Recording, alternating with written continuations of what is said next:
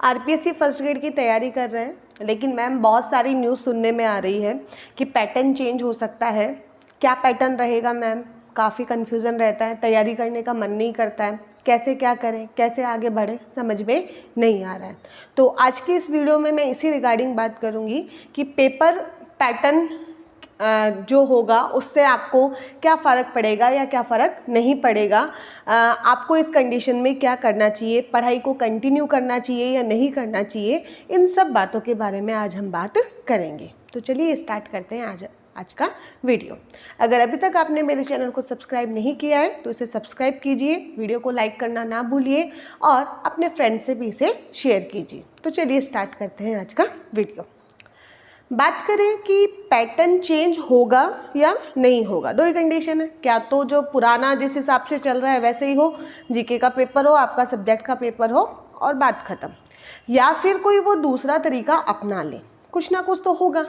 तो ऐसी कंडीशन में आपको किस तरीके से प्रिपेयर करना है, तो मेरा जो आपसे सजेशन रहेगा, मेरा पर्सनल सजेशन रहेगा वो यही रहेगा, आप इन सब बातों पे बिल्कुल भी बिलीव मत कीजिए।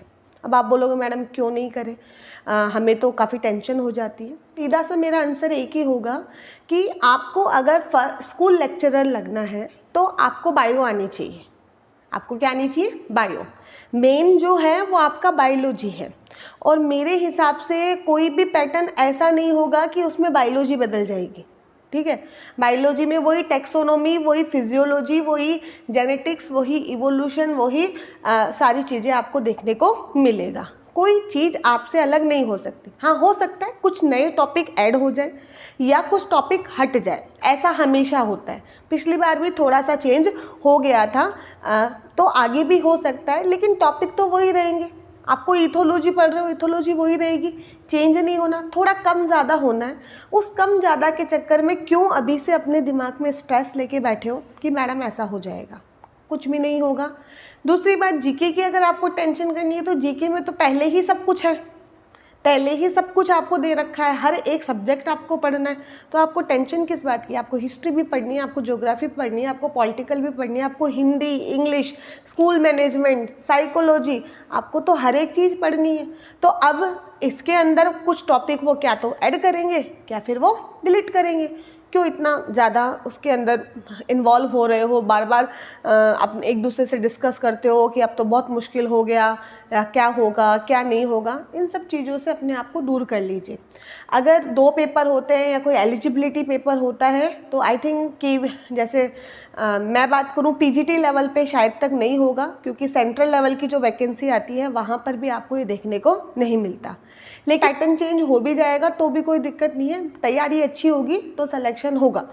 अभी आपको पहले वाला जो सिलेबस है उसके अकॉर्डिंग आपको प्रिपेयर रहना है। जैसे ही वैकेंसी आती है, वैकेंसी में साफ साफ लिख के आ जाएगा किस तरीके का क्या पैटर्न रहेगा, आपके सारे डाउट क्लियर हो जाएंगे। आपकी एलिजिबिलिटी से रिलेटेड जो डाउट है कि ये होगा या नहीं होगा वो भी सारे क्लियर हो जाएंगे। तो उन सब बातों को अपने दिमाग से निकालिए और सिर्फ अपनी जो मेन टॉपिक्स है उनको पढ़िए, चाहे वो जीके हो चाहे वो आपकी सब्जेक्ट हो। कुछ चेंज नहीं होने वाला, क्या तो ऐड होगा क्या डिलीट होगा, ये बार बार मैं आपसे बोल रही हूँ। कुछ चीज़ें ऐड होने के चांसेस है। क्यों? क्योंकि सेकंड पेपर के अंदर पहले 120 ही क्वेश्चन आपके बायो के आते थे, बाकी क्वेश्चंस आपके साइकोलॉजी के आ रहे थे। लेकिन अब जो नया नियम बना है उसके अंदर साइकोलॉजी फर्स्ट पेपर में ऐड कर दी गई है, तो कहीं ना कहीं सेकंड पेपर में कुछ बदलाव आपको देखने को मिलेंगे, लेकिन वो कुछ इतने बड़े बदलाव नहीं आएंगे कि जिससे आपको बहुत ज़्यादा फर्क पड़ेगा। मैं साइकोलॉजी पहले भी पढ़ रहे थे, अभी भी पढ़ोगे, बस वो है कि पहले सब्जेक्ट के साथ कर लेते थे, अब आपको फर्स्ट पेपर में करना है। तो इन सब चीज़ों को अपने ऊपर हावी मत होने दीजिए। अपनी सारी यूनिट वाइज जैसे जैसे मैंने आपको बता रखा है, या फिर आपकी खुद की जैसी समझ है, जो टॉपिक आपको अच्छे लग रहे हैं, जो टॉपिक आपको बिल्कुल ही नहीं समझ में आ रहे, उन टॉपिक्स को पहले लीजिए, ताकि इतने दिनों में उनके डाउट क्लियर हो जाए। क्योंकि लास्ट टाइम पे ऐसे टॉपिक आपको समझ में नहीं आते हैं, और वैकेंसी आने का इंतज़ार मत कीजिए, अपनी तैयारी को कंटिन्यू रखिए। ठीक है, वैकेंसी आने के बाद में अगर कुछ चेंज भी हो गया, ठीक है, वैसे तो इतना कुछ चेंज होने वाला, तो अपनी तैयारी कीजिए, तैयारी रहेगी तो कुछ चेंज होगा, थोड़ा बहुत, तो आपको इससे कोई ज़्यादा फ़र्क नहीं पड़ेगा, आप आसानी से उसको कर लोगे। लेकिन अभी सिर्फ आप यही तैयारी कर रहे हो कि हम करें कैसे, आपने स्टार्ट ही नहीं किया है, आप सिर्फ ये देख रहे हो कि वैकेंसी तो इस साल नहीं आने वाली, कोई बोल रहा है कि जुलाई में पेपर हो जाएगा क्या, कोई बोल रहा है नवंबर में पेपर हो जाएगा क्या। तो देखो, वैकेंसी आने के बाद ही क्लियर होगा कि पेपर कब होगा। ये पेपर आपके जो आरपीएससी है वो 3 से 4 महीने के अंतराल में भी करा सकती है। जैसे मान लिया जून के अंदर नोटिफिकेशन आ गया तो अक्टूबर नवंबर दिसंबर तक ये करवा सकती है, और वो चाहे तो उसको 1 साल तक भी खींच सकती है। हम इसके बारे में कुछ नहीं जानते।